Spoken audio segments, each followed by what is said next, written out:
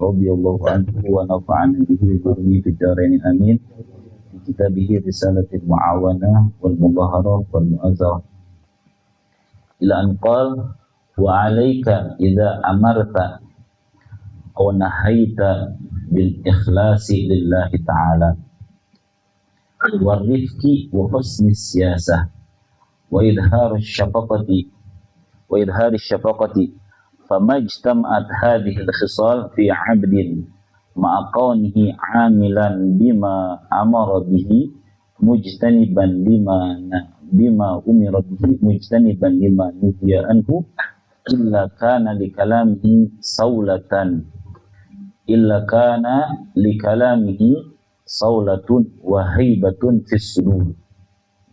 Dikhabarkan jadi isim illa kana likalamihi saulatun wa haibatun fis sudur wa waqa'a fil qulubi wa halawatun wa waqun fil qulubi wa halawatun fil asma'i wa qalla ayradda alaihi ma'a hadha kalamihi wa kullu man tahaqqaqa bi muraqabatillahi wa tawakkuli alaihi wa takhallaqa bir rahmati ala ibadihi lam yaqdir an yamlaka nafsahu inda musyahadatil munkar hatta yuzilahu aw yuhala bainahu wa baina dzalika bima la qudrata lahu ala daf'i. Nah, Bismillahirrahmanirrahim. Habib Abdul Al-Haddad masih menjelaskan kepada kita tentang bagaimana caranya kita nasihatin orang, bagaimana caranya kita amar ma'ruf nahi munkar. Jadi amar ma'ruf itu bukan hanya sekadar amar ma'ruf ya, atau nahi munkar juga bukan sekadar nahi munkar. Allah Subhanahu wa taala kalau bisa wajadiluhum billati hiya ahsan. Mujadalah aja, berdebat aja harus sesuatu yang baik, yang ahsan. Bahkan dulu Imam Syafi'i itu kata Imam Syafi'i itu majadatu ahadan illa anni arju minallahi ayyakunal haq minal ali. Kama qala Imam Syafi'i, aku ini tidak pernah mujadalah atau tidak pernah berdebat dengan orang kecuali aku meminta kepada Allah mudah-mudahan kebenaran itu ada di tangan musuh. Maksudnya gimana? Kalau kita kan pengen menang sendiri, kalau debat sama orang kita pengen menang, kita itu sifat kita. Tapi Imam Syafi'i umacaranya batur era kan kita mah gitu. Tapi Imam Syafi'i enggak, anak mudah-mudahan anak minta sama Allah mudah-mudahan dia yang menang kan. Nah, kalau kita udah bisa kayak gitu hebat tuh. Itu Imam Syafi'i. Nah ini makanya ada siasatnya. Mujadalah, mu'idah juga hasanah. Mu'idah biasanya nasihatin orang itu harus ada yang hasanah. Makanya kata Habibullah Haddad sini apa?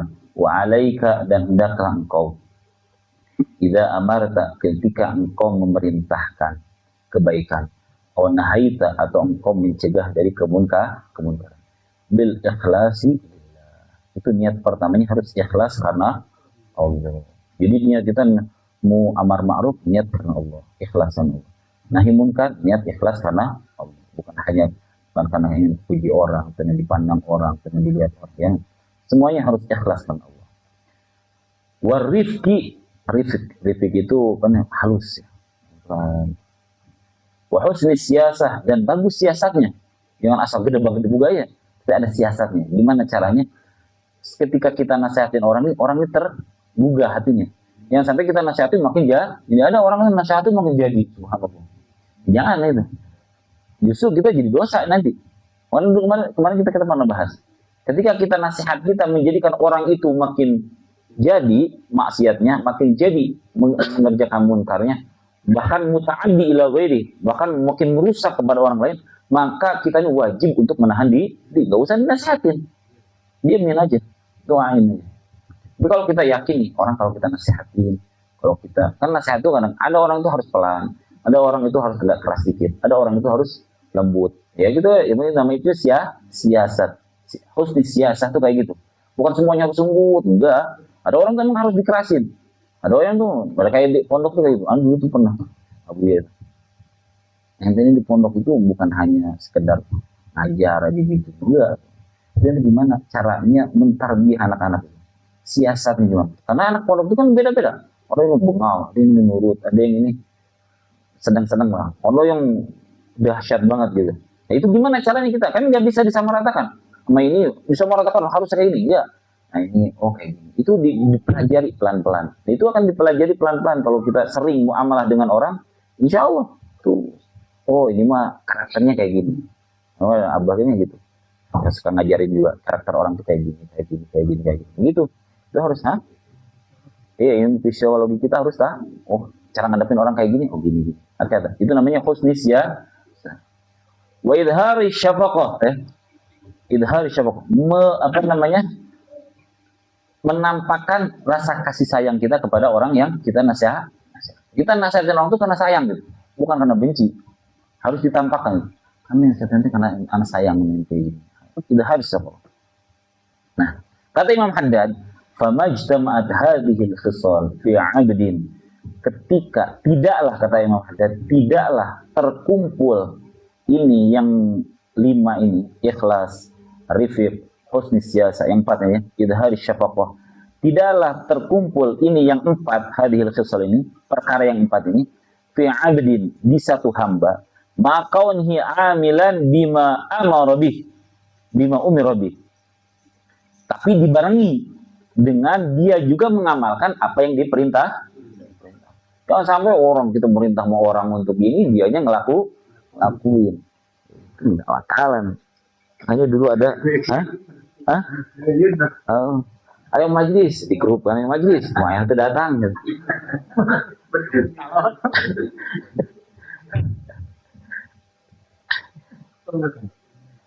Calon terminal. Ya. Ayo masuk mobil. Dia nggak masuk mobil. Calon terminal. Ada kan?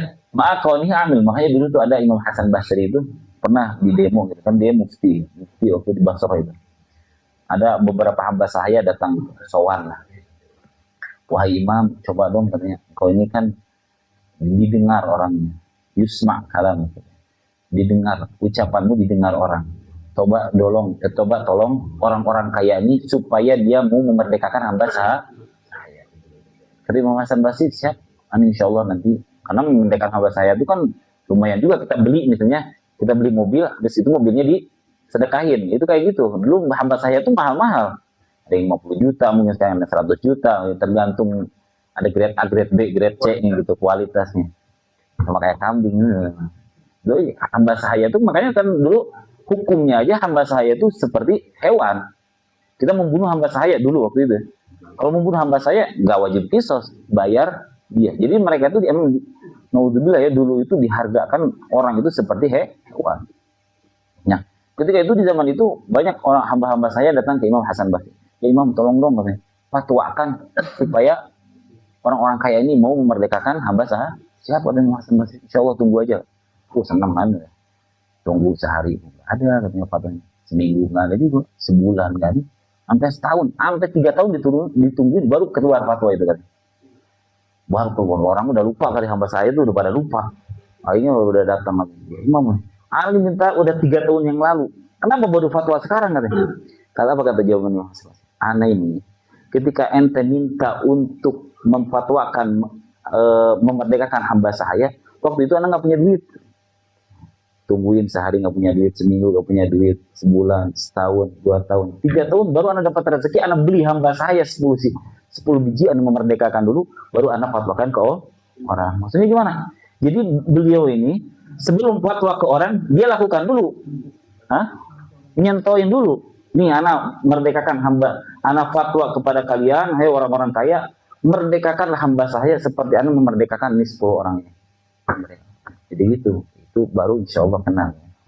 Maka nih amilan itu kan bima umira bihi, dengan apa yang telah diperintahkan, dengan mak tersebut, mujtaniban lima nuhiya anhu, dan menjauhi atas apa yang dilarang atasnya, illa kana likalami saulatun wahibatun fisudur.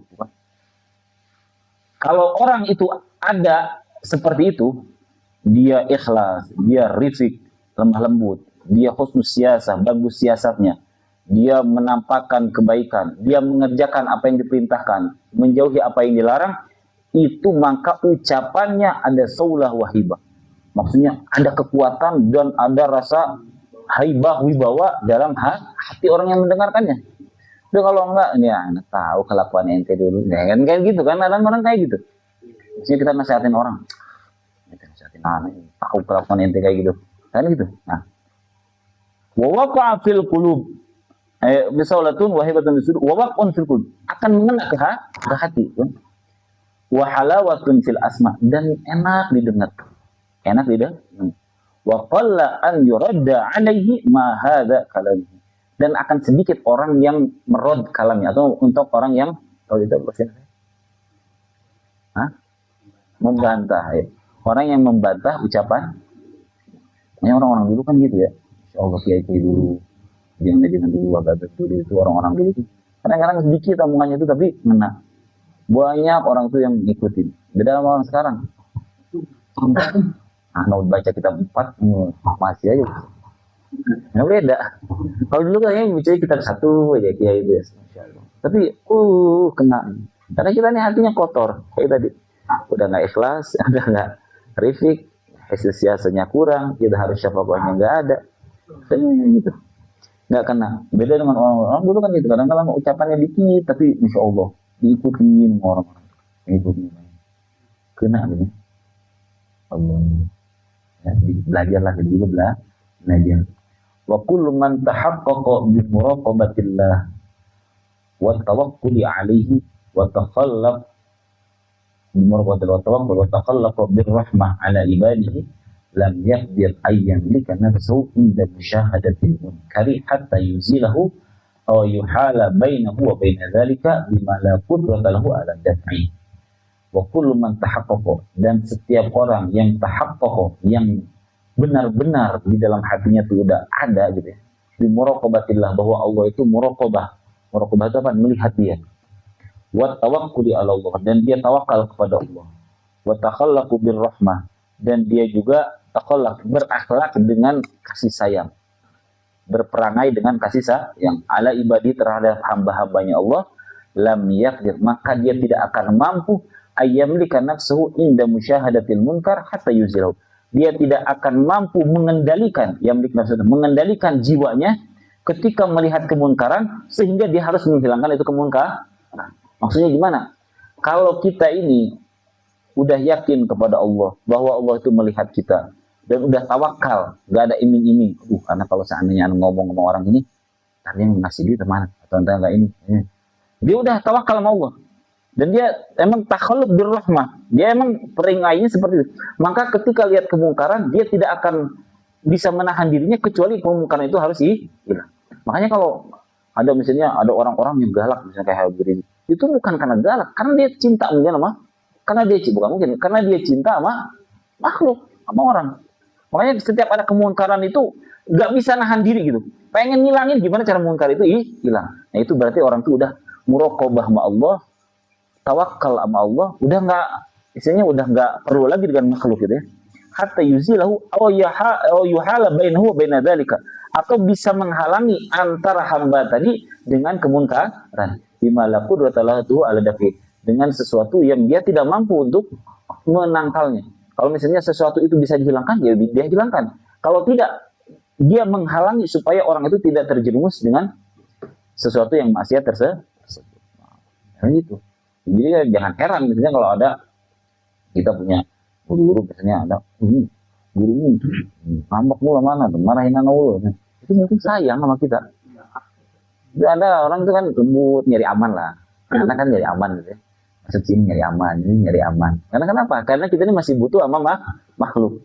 Kalau kita udah nggak butuh, ya ini salah gitu istilahnya kan. Kayak gitu. Justru kayak gitu. Itu yang paling bagus. Karena kayak gitu, ada orang tuh yang nyari aman aja. Lihat kemungkaran, dia urusan mereka, itu bukan urusan kita. Berarti dia tuh orangnya belum tawakal sama Allah, belum merasakan Allah tuh melihat ya masih jauh lah imannya, masih ada aful iman, kata Rasulullah SAW. Aful iman itu masih lemah imannya. Tapi kalau seandainya dia merasakan Allah itu melihat dia udah tawakal sama Allah, mau kayak gimana pun, ketika lihat munkar, ya udah, gimana caranya munkar itu hilang, atau bisa menghalangi orang dari kemunkaran. Wa iya kata Yesus, wallahu a'lam.